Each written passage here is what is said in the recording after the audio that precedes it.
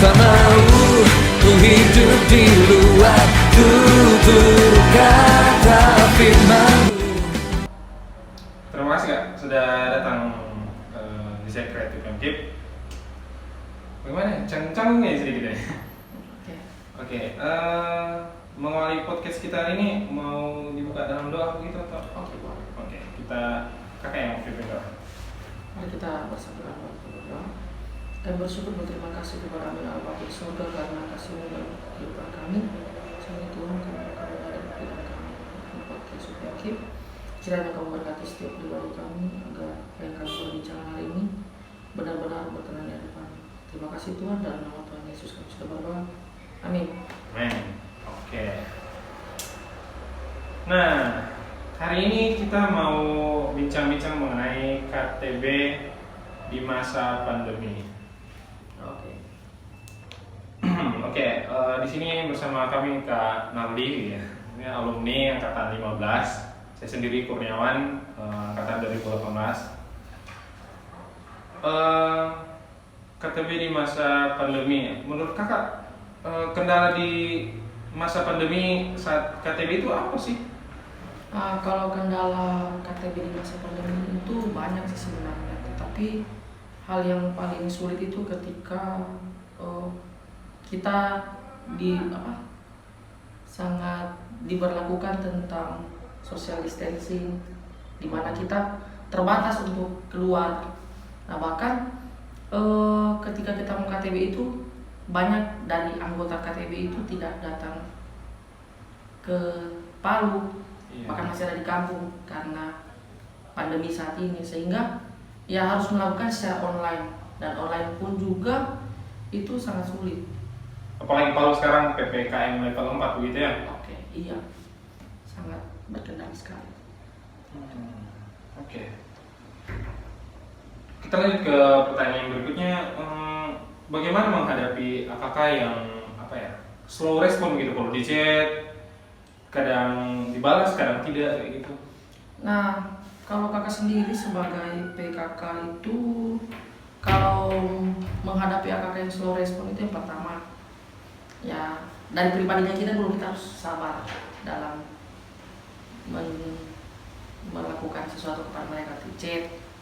Nah tetapi intinya jangan menyerah, tetap di telepon, tetap di chat, walaupun kadang slow respon. Nah kalau bisa ditemui kalau dia di Palu. Mungkin seperti itu sih kalau tindakannya. Intinya harus sabar dan tetap berusaha dan didoakan. Doakan ya. Ya. Jadi kalau AKK-nya ada di Palu, didatangi begitu AKK-nya? Ya, biasanya didatangi kalau memang memungkinkan, kan setiap kita juga punya kesibukan masing-masing. Tentu kalau memang betul-betul tidak bisa ya harus didatangi gitu. Oke. Nah selanjutnya, biasanya di KTB itu kelompok tumbuh bersama, kadang ada AKK yang jarang datang hingga akhirnya dia memutuskan untuk tidak datang KTB lagi kayak gitu. Tindakan apa yang kakak lakukan terhadap AKK yang seperti itu kayak gitu?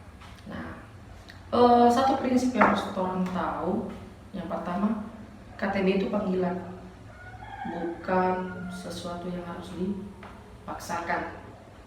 Nah jadi seorang AKK itu harus memiliki kerelaan hati dalam hal memberi diri di KTB kan. Nah jadi bagaimana ketika ada AKK yang sudah tidak mau lagi? Yang pertama, kita sebagai PKK bukan berarti kita membiarkannya. Oh iya, itu sudah pilihannya, tidak boleh juga seperti itu. Nah tetapi kita tetap memanggil dia. Nah walaupun sekalipun harapannya kecil untuk dia kembali, nah kita memanggil dan juga ya kembali lagi, kita harus mendoakan dia. Nah kadang-kadang memang ada AKK tertentu yang memang sudah memang menganggap KTB itu bukan sesuatu yang penting lagi, sehingga ya dia memilih jalannya untuk tidak KTB lagi, dan itu bukan sesuatu yang harus dipaksakan. Tapi selagi masih ada hati untuk memanggil, silakan dipanggil. Baru jangan berhenti menyerah, menghubungi dia, memberi kabar. Nah tapi konsep awalnya itu bahwa KTB itu suatu pilihan, bukan sesuatu yang harus dipaksakan. Jadi kita tidak boleh memaksakan. Iya. Ya, saya juga pernah dapat apa ya? Ada teman yang tidak ikut KTB tapi dia menjadi berkat di tempat lain kayak di tempat kerjanya gitu. Meskipun jarang ikut KTB tapi itu panggilannya mungkin lain. Jadi ya dia sambil mungkin ya menjadi teladan juga tempat kerjanya mungkin seperti itu ya. Sehingga tidak perlu dipaksakan sekali untuk ikut KTB. Nah, Gitu ya mungkin. ya kalau pendapatnya kakak, pertumbuhan itu bisa di mana saja. Oh, pertemuan bisa dengan saya. Karena yang memberikan pertumbuhan kan Tuhan Yesus sendiri. Nah jadi intinya KTB itu salah satu cara Tuhan untuk memanggil anak-anaknya. Nah dan kita sedang menempuh cara itu. Kalau itu cara yang bisa kita lakukan, kamu bisa KTB. Tapi kalau yang tidak bisa ya kita tidak bisa memaksa orang itu. Dan kita cuma bisa berdoa supaya orang itu atau akak kita itu bisa bertumbuh di tempat lain. Seperti itu. Nah, ada juga kasus yang saya dapat, kadang ada AKK yang begini, sudah tidak mau ikut, tapi 1 tahun kemudian ikut lagi kayak gitu, minta di KTB-kan lagi, bagaimana itu? Nah, ya kita tetap sebagai PKK harus kembali menerima dia, apapun yang terjadi. Nah, karena prinsipnya kita bukan Tuhan yang memberikan pertumbuhan, jadi kalau dia mau datang, dia rasa itu sesuatu kebutuhan, kenapa tidak kita untuk melayani kembali? Itu sih. Oke. Nah, kalau ini dari sudut pandang ke AKK-nya, sekarang kita ke PKK-nya begitu. Kenapa ada banyak PKK, pemimpin dalam kelompok kecil itu yang meninggalkan AKK-nya kayak gitu? Nah, sini berbicara tentang komitmen. Komitmen. Nah, sebenarnya bagaimana sih komitmen kita sebagai PKK? Ketika kita diteguhkan pada awal menjadi CPKK itu, lalu menjadi PKK, ada komitmen yang kita ambil. Benarkah kita berkomitmen untuk melayani Tuhan lewat adik-adik itu? Nah, kalau memang kita memiliki komitmen dan ada motivasi yang benar dalam melayani Tuhan, pastinya kita tidak akan pernah meninggalkan AKK-nya kita dengan tidak bertanggung jawab. Nah, adapun orang-orang yang meninggalkan itu karena faktor studi dan sebagainya, tetapi semua bisa dibicarakan baik-baik ketika kita mau melepaskan AKK-nya kita. Tapi ya yang meninggalkan secara tidak bertanggung jawab itu yang perlu dipertanyakan. Nah, seperti itu. Karena tidak selamanya juga PKK ada untuk AKK begitu, misalnya kayak sudah yudisium atau wisuda begitu ya. Ya, sebenarnya KTB itu seumur hidup. KTB itu seumur hidup ya? Prinsip saya, KTB itu seumur hidup. Oh iya. Nah, walaupun jarak yang memisahkan, tetapi tergantung dari komitmen setiap kita. Maksudnya lagi-lagi komitmen. Ya, kembali ke komitmen awal. Bagaimana ketika kamu membangun KTB itu dan AKK-nya kita? Apakah kita mau membangun kayak saya pribadi? Saya sudah berkomitmen sama Tuhan untuk memimpin AKK saya sampai selesai. Nah, bahkan saya bilang kalau memang dia masih di Palu dan saya juga tetap di Palu, kalau dia masih mau KTB sekalipun sudah selesai, itu bukan masalah bagi saya untuk tetap melanjutkan KTB. Seperti itu. Nah, pandemi ini sekarang sudah hampir 2 tahun kalau tidak salah ya. Nah, tentu KTB yang dulunya offline berubah jadi KTB online kayak gitu. Menurut kakak sendiri, apakah KTB online lebih baik dari KTB offline atau sebaliknya gitu? Ya, tentu online itu tidak lebih baik dari offline. Berarti offline lebih baik kayak gitu. Iya. Jelaslah lebih baik offline. Karena kenapa? Nah, KTB itu bukan hanya berbicara men-sharekan materi, tapi berbicara tentang berbagi hidup. Berbagi hidup. Teladan secara langsung dan kebersamaan yang dibangun bersama Tuhan itu. Nah, jadi kalau online kan terbatas. Ya, kita dibatasi oleh waktu, dibatasi oleh jaringan, sehingga itu sangat-sangat tidak efektif. Nah, seperti itu. Jadi komunikasinya agak kurang. Sangat kurang. Oke. Saya tertarik dengan dengan kata berbagi hidup tadi itu. Ya. Maksudnya berbagi hidup itu bagaimana? Nah, berbagi hidup itu lebih ke arah berbagi hidup. Bukan hanya berbicara tentang teladan. Tetapi ketika kita dipercayakan seorang AKK kepada kita, berarti adik itu sepenuhnya ada di bawah tanggung jawab kita untuk mempertanggungjawabkan semua itu kepada Tuhan. Nah jadi memang berbagi hidup berarti segala sesuatunya. Nah karena dia adalah orang yang Tuhan percayakan kepada kita. Itu prinsip saya, maksudnya kayak gitu. Ketika kita diberikan AKK, nah kau harus terbuka. Kan kita sudah dengar prinsip tentang terbuka di dalam tentu di luar, itu maksudnya tidak ada yang tersembunyi di antara kita gitu. Bahkan lebih dari itu, dimana kesusahan memperjuangkan HPDT dan sebagainya itu secara bersama-sama. Nah itu masih berbagi hidup dalam segala hal, bukannya berbagi firman, berbagi hidup, berbagi segala sesuatunya. Nah seperti itu sih. Oke. Nah kita ke pertanyaan berikutnya. Ini kan KTB online nih. Biasanya aplikasi apa yang digunakan dalam KTB online kayak gitu? Nah kalau aplikasi sih dari segi cara memberikan aplikasi, kalau saya pribadi tetap sama dengan offline. Nah ada hal tertentu di setiap materi yang kita ajar itu diberikan aplikasi. Nah tetapi kalau online ini lebih ke arah kalau yang berubah yang dengan offline ini cuma cara pengontrolannya. Mungkin kalau online kan kita tidak bisa lihat langsung adik melakukan proyek yang kita sudah sepakati atau tidak. Nah tapi kalau untuk caranya sama, yang kita bisa lakukan kayak contoh, aplikasi dari MHB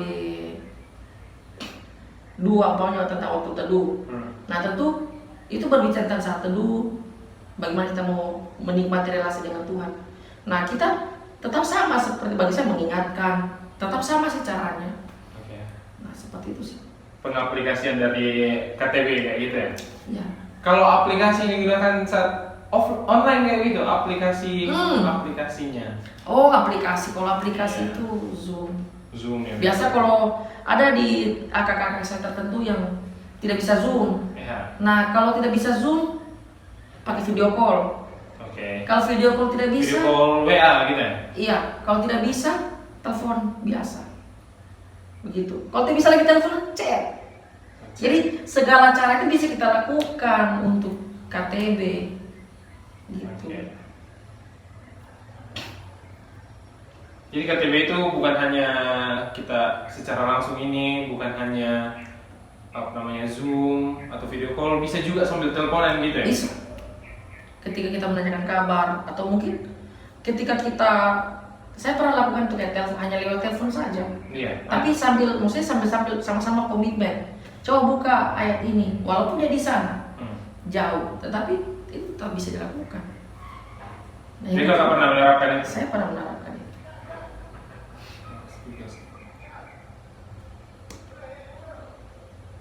Oke, nah KTB online itu kan kita kalau masuk mata kuliah saja itu kadang kalau online kadang sambil tiduran, baring-baring kayak gitu. Kadang mic-nya dimatikan, videonya dimatikan, lalu kita pergi kayak begitu. Adakah didapatkan juga KTB seperti itu di KTB-nya kakak? Kadang misalnya ada 5 AKK kayak gitu. Yang satu kayak matikan kamera, matikan mic, terus dia pergi kayak gitu. Ya kalau matikan kamera sering saya dapati. Oh sering. Bahkan tidak tahu kalau dia melakukan apa, tapi kalau mematikan kamera sering, tapi saya tidak tahu kalau dia buat apa, saya tidak tahu. Tapi sering ada seperti itu. Oke. Nah kadang juga kita bosan begitu kalau online. Jadi apa yang kakak lakukan supaya adik-adik ini nggak bosan ikut KTB secara online? Kayak gitu. Ya semua bosan. Bosan. PKK pun bosan. PKK pun bosan ya? Ya seperti tapi bagaimana secara akademik saya? Kalau mau bilang cara ya, bagaimana ya? Mungkin lebih membangun relasi yang lebih intens lagi secara pribadi, bukan hanya per kelompok dalam Zoom. Mungkin ada waktu-waktu senggang untuk chat pribadi setiap AKK itu. Tanyakan, bahkan kita bisa memberikan pengertian. Ya ini masa-masa sekarang ini betul-betul mengharuskan kita untuk terpisah. Jadi ya mungkin caranya dengan membangun relasi secara pribadi gitu. Nah kalau kayak yang ada di Palu biasanya mengunjungi ataupun sebaliknya AKK yang datang ke PKK tidur di rumah dan sebagainya dilakukan untuk membangun relasi. Oke.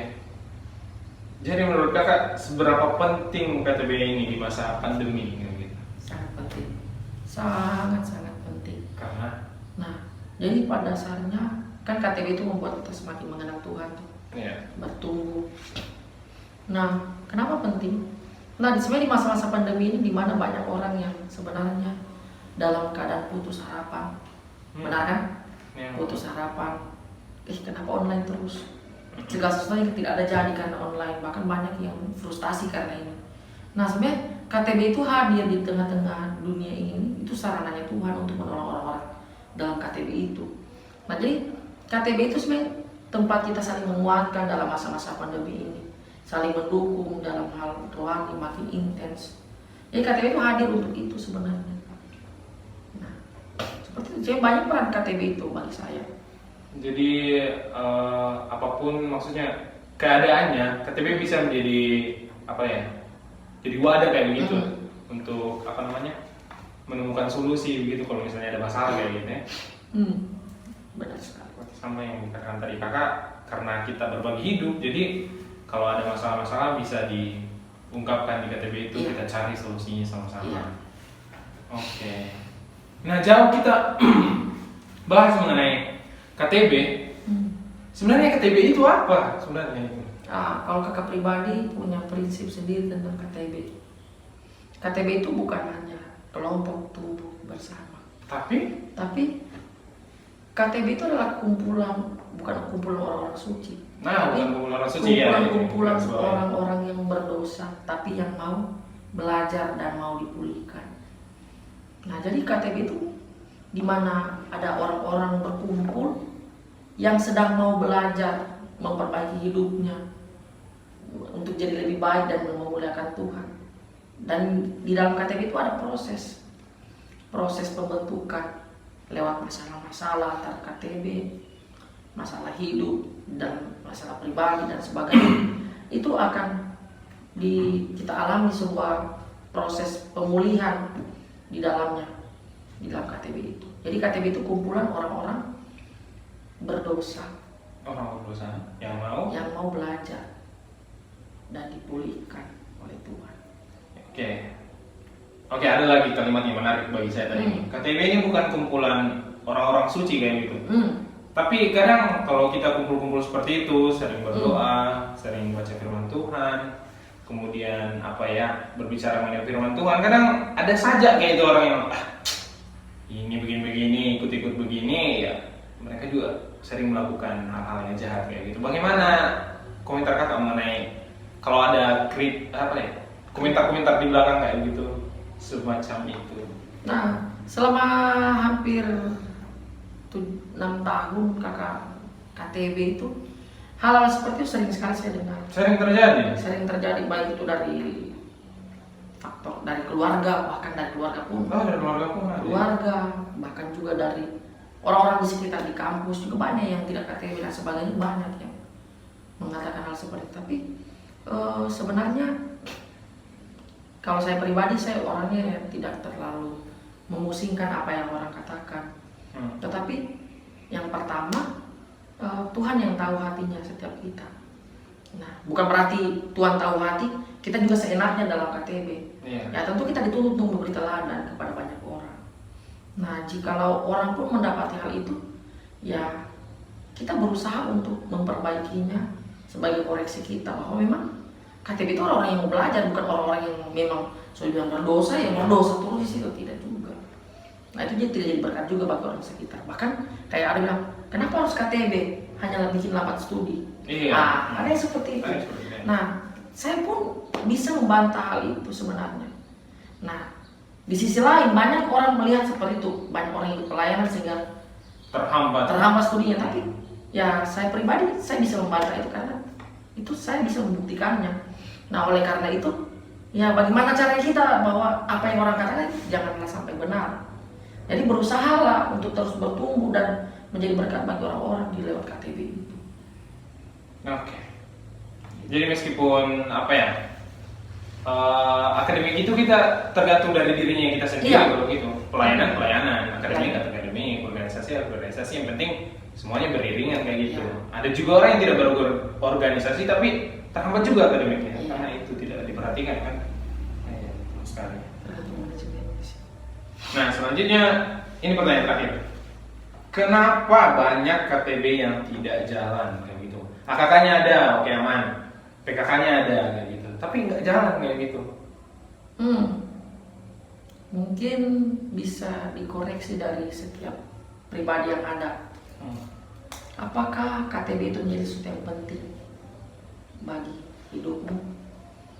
Apakah itu menjadi bagian yang sebenarnya tidak terpisahkan dari dirimu?